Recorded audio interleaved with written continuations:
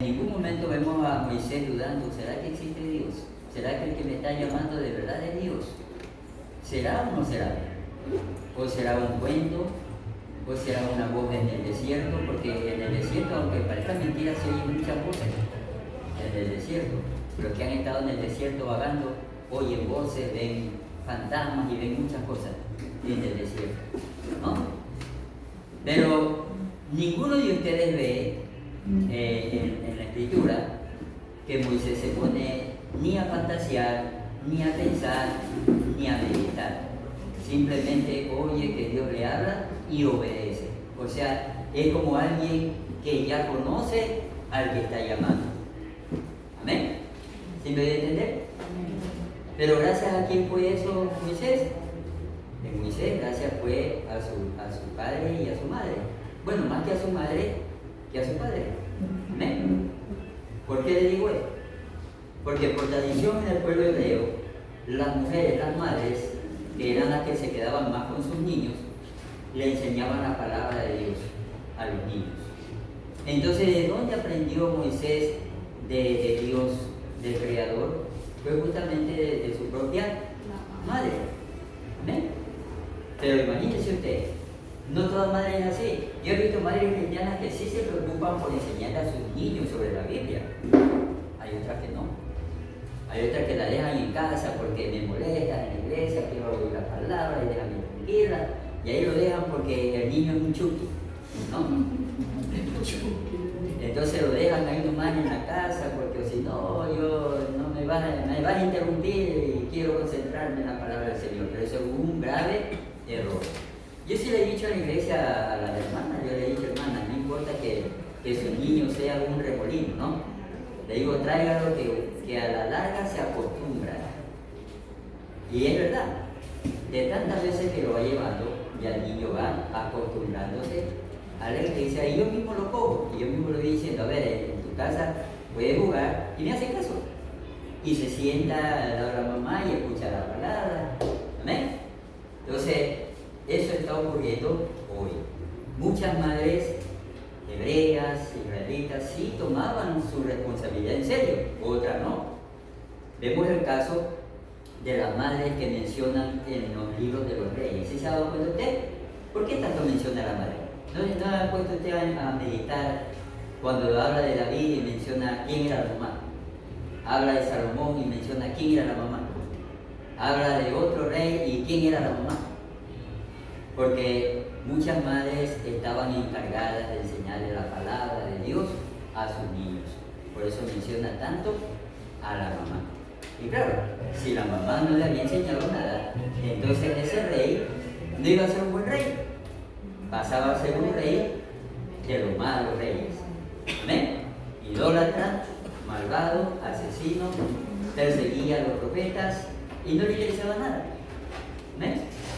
Entonces, eso es lo admirable. Todo siervo de Dios en el Antiguo Testamento, usted no lo ve pensando si existe o no Dios. Simplemente obedecen porque ellos ya sabían que Dios era un ser real. ¿Sí me debe entender? Un ser real. Por eso es cuando usted le enseña a orar a su niño, ya cuando el niño ya es un varón grande y alguien le habla de Dios, él habla de Dios de otra manera, porque aprendió de su madre y de su padre. ¿Amén? Bien, yo he visto padres que también, cuando el niño está en la panza, hay padres que le hablan de la palabra, le cantan al niño o a la niña ahí en la barriga.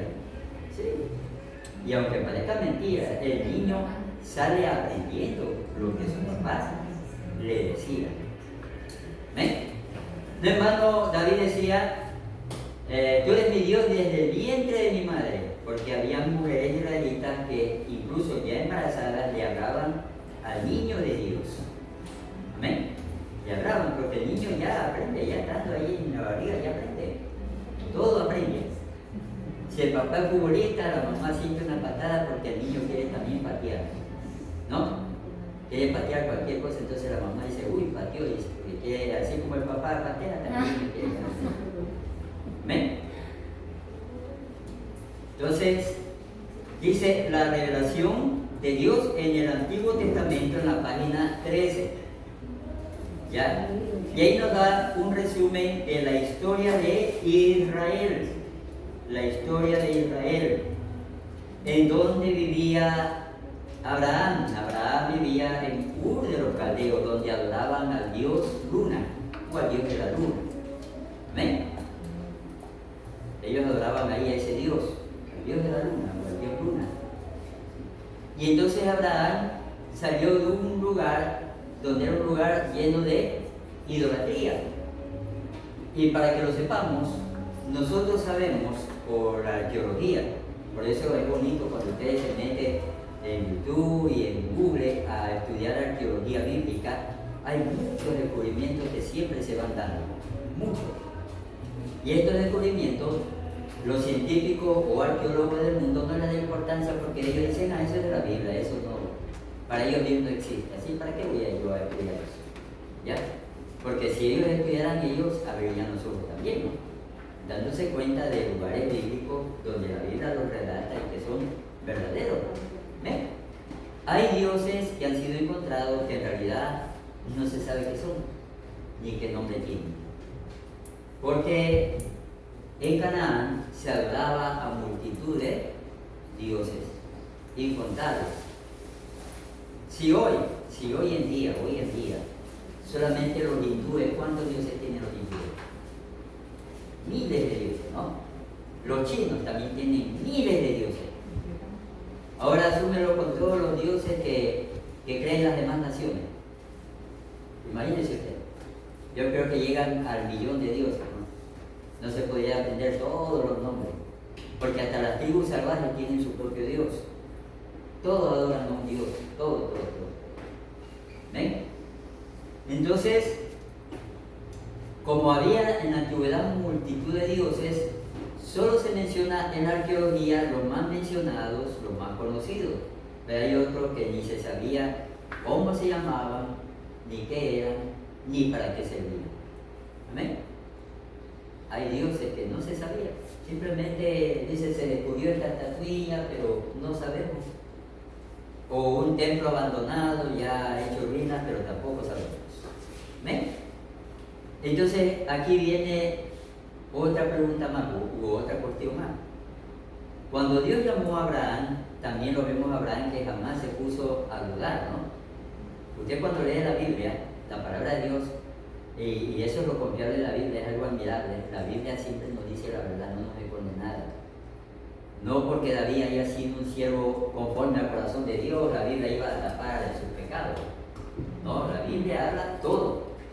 Amén. No esconde nada. Y ahí nos revela, cuando Dios llama a Abraham, Abraham siguió a Dios sin dudar.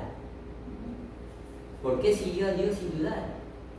Porque Abraham seguía la línea genealógica de uno de los dos hijos de Adán. ¿Cuál fue? El que siguió a Dios. ¿Se acuerdan cuál fue el que siguió a Dios? ¿Ah? Después de que murió Abel. No. Seth tuvo temor de Dios y él enseñó a su generación. Y siempre, en toda generación, porque las generaciones se corrompen, pero siempre hay gente fiel. Es como una iglesia. Usted en una iglesia no va a encontrar toditos son fieles a Dios, no. ¿Ven? Son pocas las iglesias donde usted encuentra que casi todos los miembros son temerosos de Dios, obedecen a Dios, aman a Dios. Amén. Pero en la mayoría de las iglesias usted siempre va a encontrar el grupo de personas que son más fieles que otros. Gente que sin que el pastor le diga busque de Dios, ellos buscan, ayunan, ¿no? Vigilan, claman por el pueblo, claman por la iglesia, claman por todo, ¿ya? Mientras que hay otros hermanitos que solo vienen a sentarse a escuchar la palabra y pueden ayunar, pero no quieren porque tienen, ¿cómo se llama? En el estómago. Tienen, dice, gases y el doctor le ha dicho no ayunes porque si no se te hace hueco el estómago y por eso no ayuna. Y cuando viene a ayunar a la iglesia viene con su botellón de agua y está desesperado. Aquí va a terminar el ayuno porque ya siento que ya se me va perforando el estómago, ¿no? Y el doctor me dijo, toma agua. ¿Ven? Entonces, siempre vamos a encontrar gente fiel. Y justamente Abraham es de ese grupo de la gente fiel que aprendió. Por eso es que cuando Dios lo llama a Abraham, Abraham no le dice, ¿y tú eres Dios? Y es verdad que eres Dios. A ver, te voy a hacer una pregunta para ver si eres Dios. Amén. Usted no lo ve a Abraham dudando, sino simplemente obedeciendo. Lo increíble de todo, ¿no? Como sigue diciendo la historia bíblica, Abraham se fue sin saber a dónde iba. Simplemente Dios le dijo, anda a donde yo te indique, y pues nada más. ¿Amén? Muchos de nosotros haríamos como Moisés, ¿no? Señor, mejor manda a otro porque no tengo para el pasaje, ¿no? ¿Sí o no? Mejor Señor manda a otro porque mira, yo casi no sé hablar, ¿no? Soy tartamudo, se me enreda la lengua, la gente se me va a reír. Amén. Y ponemos puro pretexto.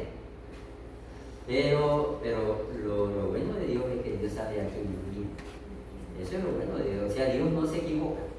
Nosotros nos equivocamos, pero Dios no se equivoca. ¿Amén?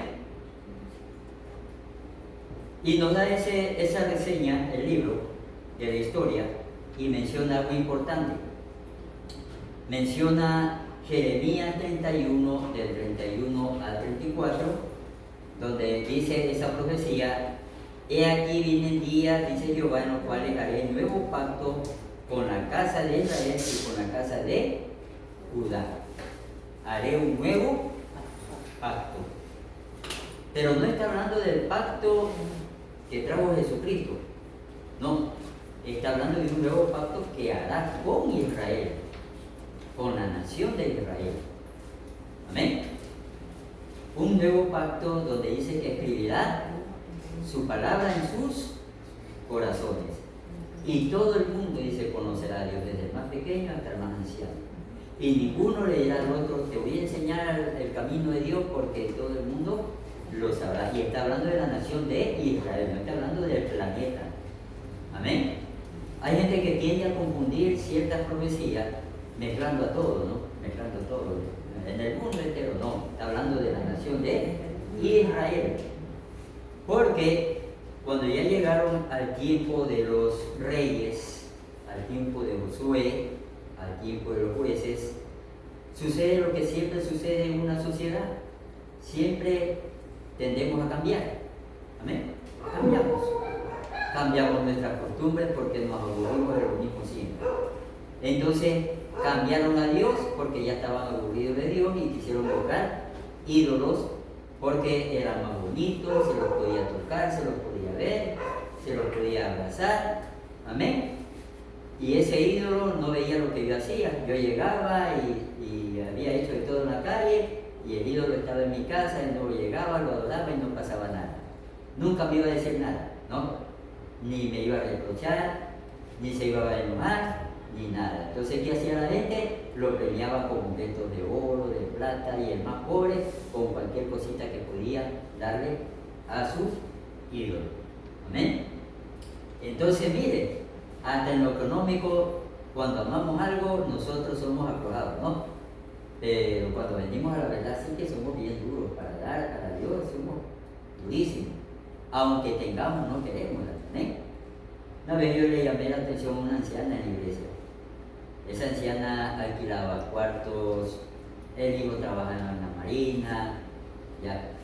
Bueno, no le digo que no era tan bien, pero un día ella me dice, delante de los hermanos, pastor, dice, yo quiero dar, dice 50, pero si todo el mundo da 50.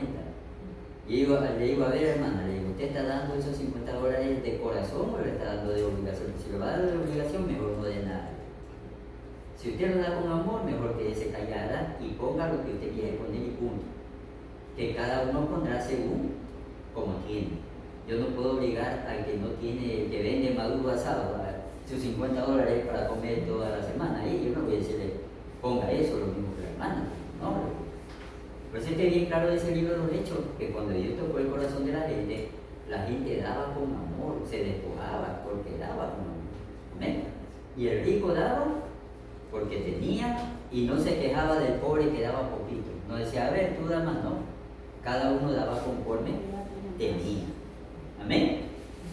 Y así somos cuando estamos en el mundo. cuando tenemos un ídolo. Amén. El drogadicto gasta su plata en la droga, pero cuando ya deja de ser drogadicto, ahí se acuerda que tiene mujer, hijos, que los hijos tienen hambre, que no hay ni para el pasaje, y todavía dice, ¿y cómo voy a dar ofrenda a la iglesia? Dice. Amén. Pero no se acordaba que antes la mujer tenía que ir a trabajar, y él ni le importaba hijos, ni comida, ni nada, y toda su plata en droga o alcohol o lo que sea. Y así somos los seres humanos. ¿Amén?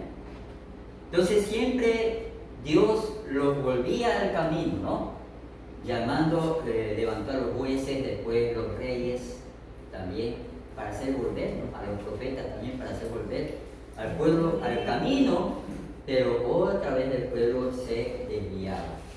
Y el pueblo de Israel es un ejemplo de todos nosotros los seres humanos, porque ellos no son diferentes a nosotros. Todos los seres humanos somos iguales. La única diferencia es que hablamos diferentes lenguas. Es la única diferencia.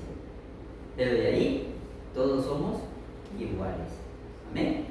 No importa el color de piel que tengamos. Todos tenemos sentimientos buenos, sentimientos malos.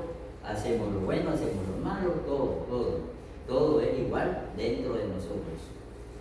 Entonces, le digo esto porque hay gente que piensa y que dice, dice, los israelitas sí que han sido terribles, si hubiera sido yo, hubiera sido piedra. Y eso es mentira, ¿cómo va a ser piedra? A Dios si ni siquiera vivió en esos tiempos. ¿Ven? Entonces, es un ejemplo de lo que hubiera pasado con todos nosotros.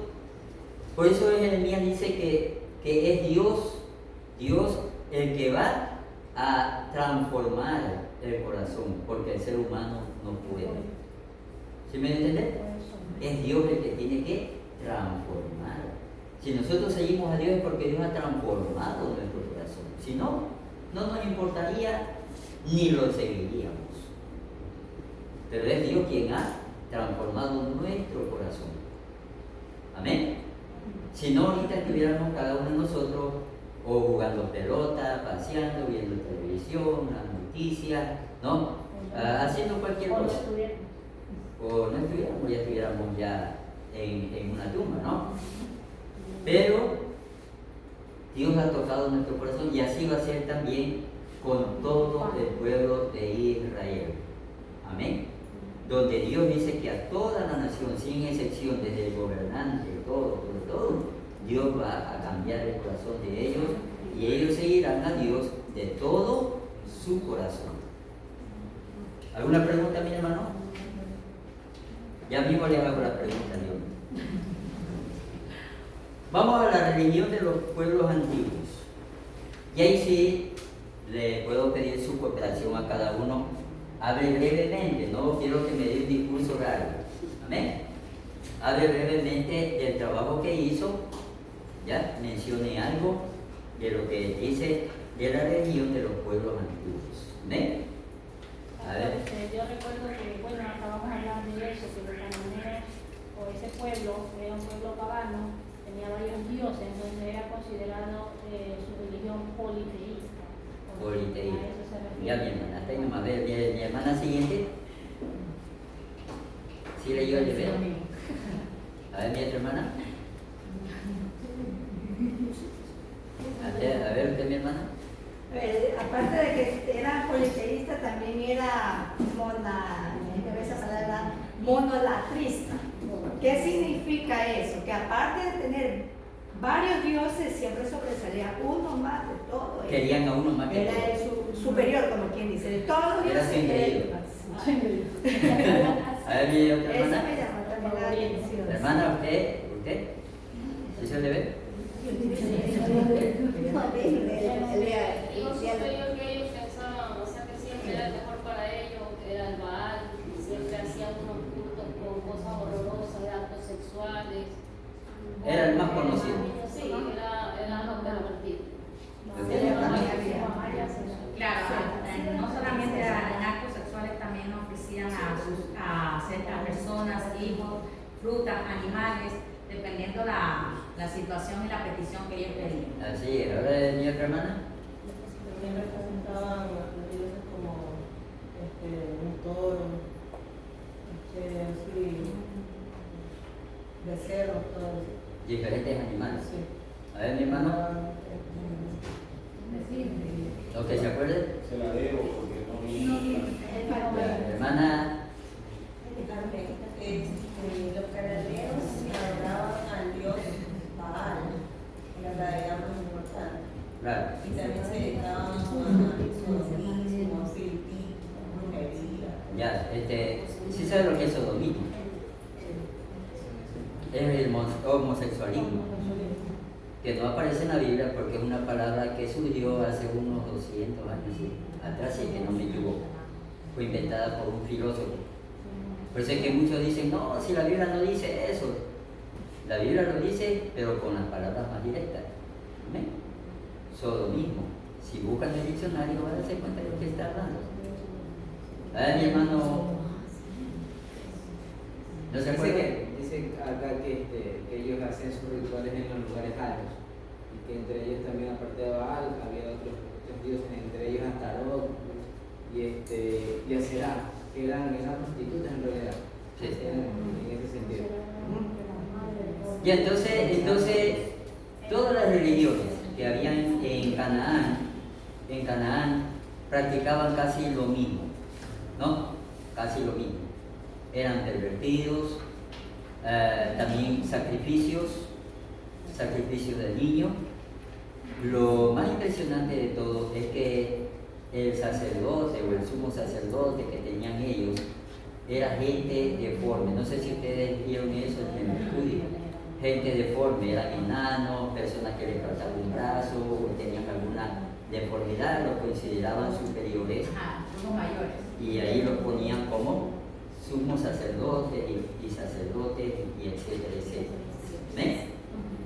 Entonces, ellos en su fantasía le decían a la gente, es que Dios va a dar, y se ha pedido a un niño o ha pedido a una virgen, ¿no? Ellos en su pensamiento volaban y decían que eso y que esa era lo que quería ese Dios para complacerlos. Amén. Entonces ellos cogían y hacían que las familias enteras a veces ofrezcan a su propio niño, al primer hijo, o hacían que ofrezcan a una virgen, o hacían que ofrezcan a un anciano, ¿ya? O a una anciana. O sea, siempre elegían a sus víctimas para darlas supuestamente a ese Dios, que era el que los iba a recibir. Amén. Y que iba a saciarse con la sangre de ellos. Pero el sacrificio humano es algo que no solamente había en Canaán, sino en todo el planeta. Y todavía existe el sacrificio humano. Amén. Todavía existe en los pueblos salvajes del África, aquí en América también. En diferentes lugares todavía existe el sacrificio humano. Y lo peor de todo es que todavía existe el sacrificio humano en el satanismo. El satanismo también realiza sacrificios humanos en oculto. En Estados Unidos se descubrió, no sé si ustedes se acuerdan de una canción que era popular antiguamente, se llamaba Hotel California.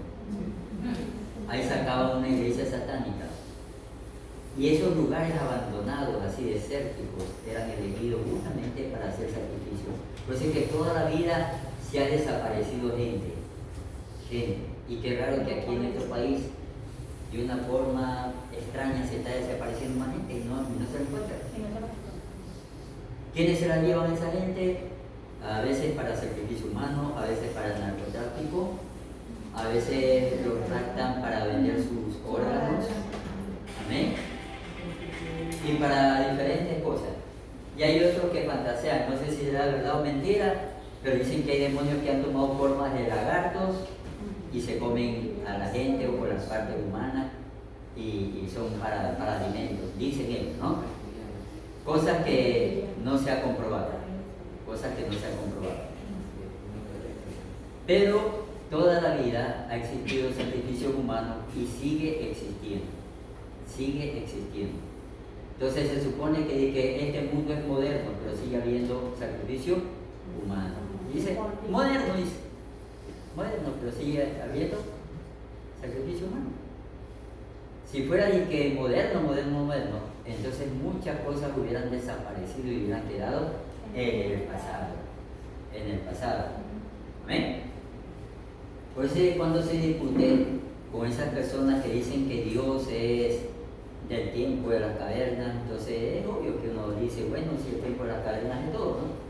Los asesinatos, las muertes, la prostitución, todo viene del tiempo de las cavernas. O sea, no hay nada que uno diga es diferente. Todo viene de ese pasado, todo viene de ese pasado. ¿Ven? Entonces, hasta ahí llegamos, ¿no? Ahora